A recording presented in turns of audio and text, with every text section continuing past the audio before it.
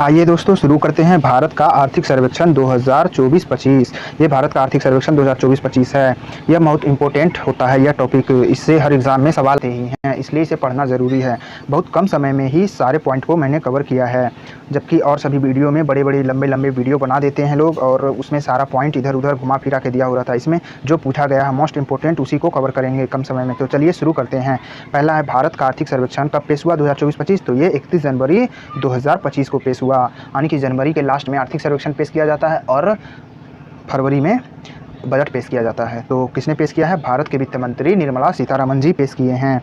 तो चलिए इसमें पहले देखते हैं वृद्धि दर। भारत का वृद्धि दर ये 25 और 26 में कितना रह सकता है? तो यह 6.3 से 6.8% रह सकता है। यानी कि ये 25-26 जो वर्ष चल रहा है इसमें भारत की विकास दर 6.8% रह सकता है, जबकि वास्तविक वृद्धि दर GDP का यह 7.6% था 2023-24 में। तो 2023-24 में क्योंकि आर्थिक सर्वेक्षण जो ये 2024-25 है इसकी तिमाही चल ही रहा होता है, जबकि ये 23-24 का तिमाही कंप्लीट हो चुका होता है, इसलिए बताया गया कंप्लीट 2023-24 में भारत का विकास दर जो है GDP का वह 7.6% था। इसी को वास्तविक विकास दर, जबकि अभी जो 24-25 चल रहा है इसमें 6.4% रह सकता है और ये 25-26 में 6.3 से 6.8% रहने की अनुमान है, जबकि ये 23-24 की तीसरी तिमाही में 8.2% विकास दर था। ये तीसरी तिमाही में था। तो भारत का विकास दर जो है विश्व में सबसे अधिक रहा है। देखिए ये खाद्य प्रबंधन में क्या क्या है, इसमें है GDP में योगदान भारत का कृषि क्षेत्र और खाद्य प्रबंधन का कितना है? 16.6% है। भारत का खरीफ खाद्यान्न उत्पादन कितना हुआ है आर्थिक सर्वेक्षण के अनुसार? यह 647 लाख मीट्रिक टन हुआ है। 647 लाख मीट्रिक टन क्या हुआ? तो भारत का खरीफ उत्पादन हुआ था। इसमें कितना वृद्धि हुआ है? तो 89 लाख मीट्रिक टन वृद्धि हुआ खरीफ उत्पादन। भारत का खरीफ खाद्यान्न उत्पादन 89 लाख मीट्रिक टन उत्पादन होकर हो गया है 1647 लाख मीट्रिक टन। PM किसान योजना के तहत कितने किसान लाभान्वित हो रहे हैं? तो 11 करोड़ किसान लाभान्वित हो रहे हैं। तो PM किसान योजना के तहत कितने किसान लाभान्वित हो रहे हैं? 11 करोड़ किसान लाभान्वित हो रहे हैं। जबकि किसान मानधन योजना के तहत कितने किसान नामांकित हैं? तो 23 लाख किसान नामांकित हैं। 23 लाख किसान मानधन योजना के तहत नामांकित हैं, उनका नामांकन है। जबकि 2024-25 के लिए राजकोषीय के घाटा कितना रह सकता है? तो यह 5.1% रहने का अनुमान है। राजकोषीय के घाटा 2024-25 के लिए अनुमानित था। ये आर्थिक सर्वेक्षण में बताया गया 5.1% राजकोषीय के घाटा रह सकता है। और देखिए आगे क्या है, ये MSME में देखें बताया गया है उद्योगों में MSME जो है सूक्ष्म लघु और मध्यम उद्योग उच्च तौर पर गतिशील रहा है। तो पूछा जाएगा आत्मनिर्भर भारत कोष की स्थापना किस लिए? तो MSME की सहायता के लिए। कितने हज़ार करोड़ का? 50,000 करोड़ का किया गया है। तो पूछा जाएगा 50,000 करोड़ का आत्मनिर्भर भारत कोष किस क्षेत्र के लिए किया गया है स्थापना? तो यह MSME के लिए किया जाएगा। भारत का औषधि उत्पादन क्षेत्र में कुल वार्षिक टर्नओवर कितना है? तो 4.17 लाख करोड़ रुपया रहा है। भारत का औषधि उत्पादन में कुल वार्षिक टर्नओवर 4.17 लाख करोड़ रुपया रहा है। इलेक्ट्रॉनिक वस्तुओं के उत्पादन में 17.5% की वृद्धि देखी गई है भारत में। भारत का जो है डिजिटल और इलेक्ट्रॉनिक क्षेत्र तीव्र गति से बढ़ रहा है। इलेक्ट्रॉनिक वस्तुओं के उत्पादन में भारत में 17.5% वृद्धि देखी गई, जबकि भारत अब अपने घरेलू स्तर पर 99% स्मार्टफोन निर्माण कर रहा है। तो भारत अब स्मार्टफोन मोबाइल फ़ोन का जो है 99% खुद ही निर्मित कर रहा है, जबकि 2015 से पहले मात्र भारत में 2% ही उत्पादन होता था। नेक्स्ट है, ये देखिए क्या लिखा हुआ है, इसमें लिखा हुआ है आयुष्मान भारत के तहत कितने लोग लाभान्वित हो रहे हैं? तो इसमें 55 करोड़ लोग लाभान्वित हुए हैं। आयुष्मान भारत योजना जो ये स्वास्थ्य योजना है दुनिया का सबसे बड़ा स्कीम है, इसमें भारत के 55 करोड़ लोग लाभान्वित हो रहे हैं। नेक्स्ट है देखिए सेवा कर। सेवा क्षेत्र में भारत का क्या स्थिति है? तो भारत का औसत विकास दर सेवा क्षेत्र में 8.3% रहा है 2023-24 में। भारत का सेवा का औसत विकास दर कितना रहा सेवा क्षेत्र का? 8.3%। वैश्विक सेवा निर्यात में भारत की हिस्सेदारी कितना है? तो 4.3% के साथ 7वां स्थान है। तो भारत का सेवा निर्यात में वैश्विक हिस्सेदारी कितना है? 4.3%। कितना स्थान? 7वां स्थान। भारत ने कितना निर्यात किया सेवा क्षेत्र में? 2023-24 में $340 बिलियन का निर्यात किया था। तो भारत सेवा क्षेत्र में 2023-24 में कितना निर्यात किया? $340 बिलियन, जबकि भारत का कुल निर्यात था वस्तु प्लस सेवा का यह $770 बिलियन का था। तो देख लीजिए इसमें से लगभग आधा है 340 बिलियन सिर्फ सेवा क्षेत्र का ही निर्यात है, यानी कि भारत का सेवा क्षेत्र का निर्यात ज़्यादा है, जबकि वस्तु प्लस सेवा का $770 बिलियन और सेवा क्षेत्र का निर्यात रहा $340 बिलियन। कम्युनिकेशन इन्फॉर्मेशन टेक्नोलॉजी यानी कि CTI सेवा में कितना बढ़ोतरी देखा गया? तो 12.8% की बढ़ोतरी देखा गया है। पर्यटन क्षेत्र में देखें तो भारत का पर्यटन क्षेत्र में GDP में कितना योगदान है पर्यटन क्षेत्र का? तो यह 5% योगदान देता है। यह 2023 के अनुसार है। अब यह कोविड पूर्व की स्थिति में पहुंच गया है। तो पर्यटन क्षेत्र में GDP का कितना योगदान है? 5% योगदान है भारत में। नेक्स्ट FDI देखें तो भारत के बाहरी क्षेत्रों के निर्यात में 6% की वृद्धि हुआ है।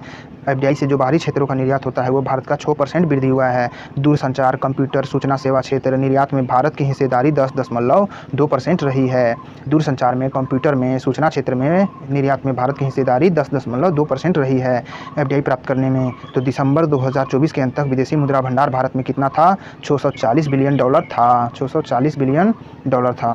तो दिसंबर 2024 के अंत तक भारत का विदेशी मुद्रा भंडार कितना था? $640 बिलियन था। यह आर्थिक सर्वेक्षण के अनुसार बताया गया है। रोजगार और कौशल में क्या कर रहा है? तो भारत सरकार यानी कि भारत श्रम बाजार में सुधार हुआ है, महिला उद्यमशीलता बढ़ रहा है, स्टार्टअप की संख्या बढ़ रही है, कौशल विकास हो रहा है, विपणन हो रहा है, आसान वित्त तक पहुंच प्रदान की जा रही है।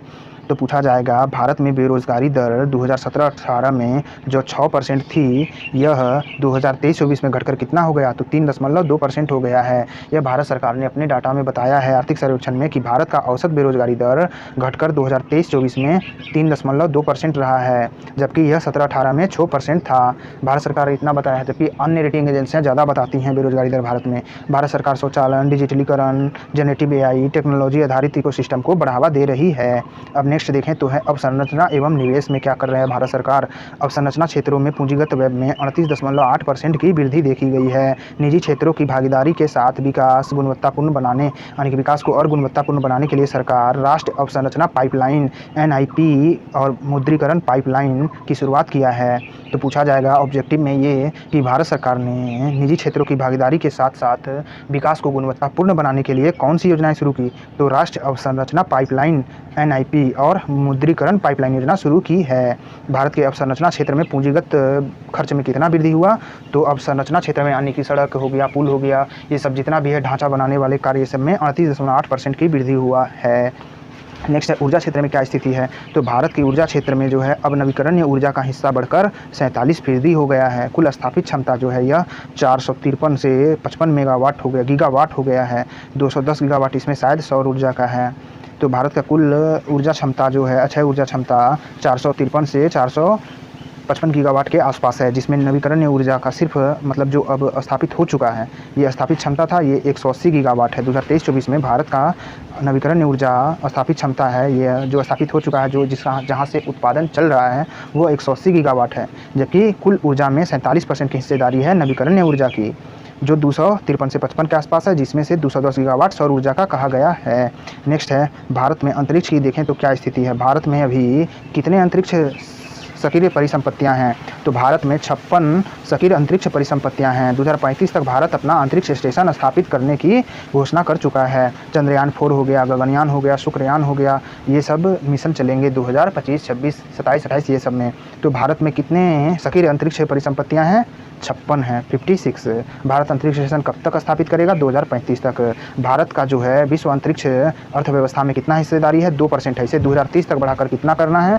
तो 10% करना है। अंतरिक्ष अर्थव्यवस्था में भारत की हिस्सेदारी अभी मात्र 2% है, जिसे 2030 तक बढ़ाकर कितना करना है? तो 10% करना है। नेक्स्ट देखें तो ये है महंगाई दर की स्थिति। 2024 में भारत में महंगाई दर थी 4.5%, खाद्य महंगाई दर थी 7.5% यानी कि 7.5%। भारत में खाद्य महंगाई दर 7.5% थी 2024 में, और महंगाई दर थी 4.5%। बढ़ती इकोनॉमिक ग्रोथ के साथ 2030 तक भारत में श्रम बल मांग पूरा करने के लिए सालाना कितनी नौकरी पैदा करनी होंगी? तो 78.5 लाख नौकरियां हर साल पैदा करना होगा। यह निर्मला सीतारमण जी ने संसद में कहा कि भारत अपने श्रम बल को अगर पूरा करना है और 2030 तक बढ़ती इकोनॉमी को ग्रोथ को और बनाए रखना है तो भारत को 78.5 लाख नौकरियाँ हर साल पैदा करनी होंगी। भारत में 65% आबादी 35 वर्ष से कम आयु का है। युवा इसमें 51.25% ही हैं जो रोजगार योग्य हैं। तो भारत में 35 वर्ष से कम आयु के कितने 65% आबादी है। 35 वर्ष से कम आयु के 65% आबादी है, जिसमें से 51% आबादी ही रोजगार योग्य हैं। पूछा जाएगा कि भारत में कितने युवा रोजगार योग्य हैं। युवा आबादी में 65% में से 51% ही रोजगार योग्य हैं। अब देखें वैश्विक मुद्रास्फीति यानी कि महंगाई दर क्या स्थिति है। 2025 में विश्व में मुद्रास्फीति लगभग 5% रहने की उम्मीद है। ये 4.9% लगभग 5%, जबकि 24 में यह 5.7% थी और यह 22 में 8.7% थी। तो विश्व में मुद्रास्फीति दर यानी कि महंगाई दर 2024 में कितना था 5.7%। वहीं भारत में था यह 4.5%। विश्व में था 5.7% और 25 में अभी महंगाई दर यानी कि मुद्रास्फीति 5% रह सकता है विश्व में, जबकि यह भारत में 4.5% 24 में और 23-24 में यह 5.4% था। तो विश्व में महंगाई दर भारत में 2023-24 में कितना था 5.4% और 24 में 4.5%। और विश्व में अभी महंगाई दर 25 में यह 5% रह सकता है और 24 में यह 5.7% था और 22 में सबसे ज़्यादा था 8.7%। हाल ही में यूएनओ ने भारत के विकास दर का अनुमान जताया है। कितना बताया? तो 25 में यूएनओ ने बताया कि भारत का विकास दर 6.6% रह सकता है, जबकि 24 में यह 7% की दर से बढ़ सकता है। तो संयुक्त राष्ट्र ने भारत की वृद्धि दर कितना बताया? जीडीपी वृद्धि दर यह 25 में बताया है, अनुमान लगाया है कि 6.6% रहेगा 25 में भारत की वृद्धि दर, जबकि 24 में यह 7% रह सकता है। अब देखते हैं पीएम सूर्य घर योजना से इससे आ सकता है। पूछा जाएगा पीएम सूर्य घर योजना की शुरुआत कब की गई? फरवरी 2025 में। इसके साथ ही 75,000 करोड़ खर्च करने की घोषणा किया गया है। इसका उद्देश्य क्या है? तो यह 17 लाख नौकरियां पैदा करना चाहता है। हाल ही में इसके तहत 30 गीगावाट सौर कैपेसिटी भी जोड़ने की योजना आने की उम्मीद है। तो पीएम सूर्य घर योजना की शुरुआत 25 फरवरी में हुआ 2025 में फरवरी को और 75,000 रुपया करोड़ खर्च होगा। उद्देश्य है 17 लाख नौकरियां पैदा करना और इसमें कितना सौर कैपेसिटी जुड़ेगा? तो 30 गीगावाट सौर कैपेसिटी जुड़ेगा पीएम सूर्य घर योजना। नेक्स्ट है भारत का अभी जो है जीबीए यानी कि जीडीपी में सभी क्षेत्रों की हिस्सेदारी क्या क्या रही है। तो भारत के प्राथमिक क्षेत्र की हिस्सेदारी जीडीपी में 16.6% और द्वितीय क्षेत्र की 28.7% और तृतीय क्षेत्र की 54.6% रही है। तो भारत के जीडीपी में कृषि क्षेत्र का यानी कि प्राथमिक क्षेत्र का हिस्सेदारी कितना? लगभग 17%, 16.6%, द्वितीय क्षेत्र का 28.7% और तृतीय क्षेत्र का 54.6% रहा है। यही रोजगार में हिस्सेदारी कितना रहा है? प्राथमिक क्षेत्र का 46.3%, द्वितीय क्षेत्र का 24% और तृतीय क्षेत्र का 29.7% रहा है। तो पूछा जाएगा रोजगार में सबसे अधिक हिस्सेदारी किसका है भारत के जीडीपी में? तो प्राथमिक क्षेत्र का 46.3%, लेकिन यह जीडीपी में इसकी हिस्सेदारी मात्र 16.6% है, जबकि द्वितीय क्षेत्र का 24% है रोजगार में हिस्सेदारी, लेकिन उसका जीडीपी में योगदान ज़्यादा है 28.7%। और तृतीय क्षेत्र का रोजगार में हिस्सेदारी 29.7% है और तृतीय क्षेत्र का जीडीपी में योगदान 54.6% है। तो इसमें से कोई भी एक उठाकर पूछा जा सकता है। सीधा पूछ दिया जाएगा कि रोजगार में द्वितीय क्षेत्र का हिस्सेदारी कितना है, तो आपको बताना होगा ऑप्शन 24% जहाँ होगा उसी को मारना है। नेक्स्ट है हाल ही में आईएमएफ ने जीडीपी आकार पर घोषणा किया है। भारत का जीडीपी कितना रह सकता है?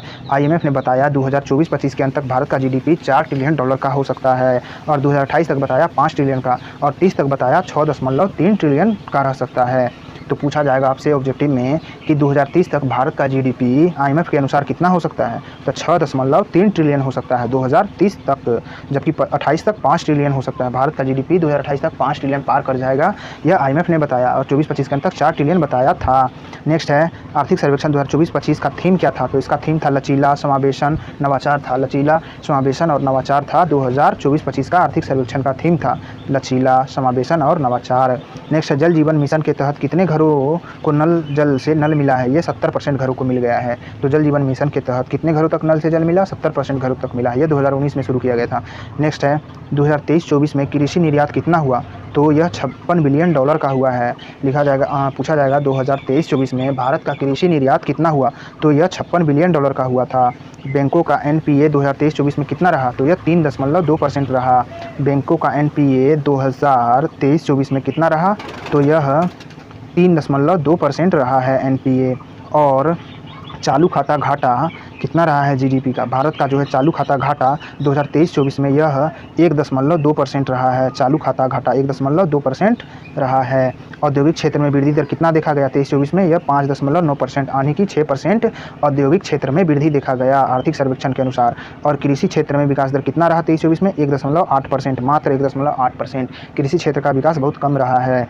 डीबीटी के तहत कितनी राशि ट्रांसफ़र हुआ है, तो 6.5 लाख करोड़ का राशि ट्रांसफ़र हुआ है, ये बताया गया है डीबीटी के तहत। यानी कि डायरेक्ट बेनिफिट ट्रांसफ़र, सीधे ऑनलाइन डिजिटल खातों में डायरेक्ट भेजा जाता है। डीबीटी के माध्यम से पैसा कितना भेजा गया, 6.5 लाख करोड़ भेजा गया है। कृषि क्षेत्र का विकास दर, वास्तविक विकास दर आर्थिक सर्वेक्षण के अनुसार 23-24 में 1.8%, जबकि औद्योगिक क्षेत्र का वृद्धि दर लगभग 6% और चालू खाता घाटा भारत का जीडीपी का 1.2%। एंड बैंकों का एनपीए 23-24 में 3.2% था। और आर्थिक सर्वेक्षण का थीम था लचीला, समावेशन, नवाचार। तो ये खत्म हो गया आर्थिक सर्वेक्षण 2023-24 भारत का। इसके बाद बिहार का भी आएगा। धन्यवाद दोस्तों, इसे बार बार सुनें।